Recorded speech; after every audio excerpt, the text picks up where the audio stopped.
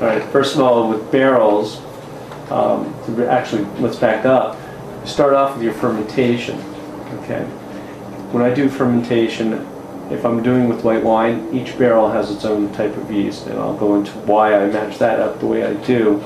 During fermentation of reds, my philosophy is, what can I bring out in each of the tanks or bins that I'm fermenting in? So I like to use certain yeast to highlight different flavor profiles, mouthfeel, aromatics. Then once I'm done with that fermentation, I know what those flavors are that the combination has become, and then I match that to the barrels. So there are certain barrels that I use that highlight chocolate notes. There are certain barrels that highlight more of the cherry notes, more of the bramble components, and also the different textures in the mouth, and also about the aromatics. So that's why I use the different yeasts, because each of the yeasts also bring different flavor profiles and aromatics. Put the combination together and you have a lot of complexities. On the whites, with the yeast, I like to do individual barrels, and each barrel has its own yeast added to it.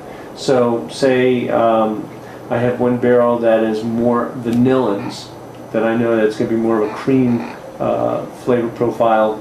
I might actually use a specific yeast to bring out more of the vanillins, more of the cream component, and more of the richness. But then there's other times I know that that's what I'm getting from that barrel, and I want to kind of tone that down. I'll use a different yeast type that actually tones it down and brings out other things from that barrel, because there's so many different things going on in that barrel. So it all depends on what I want to highlight, what I want to tone down, what I want to mix and match. So I don't make decisions on what yeast and what barrels altogether until I've tasted the fruit coming in.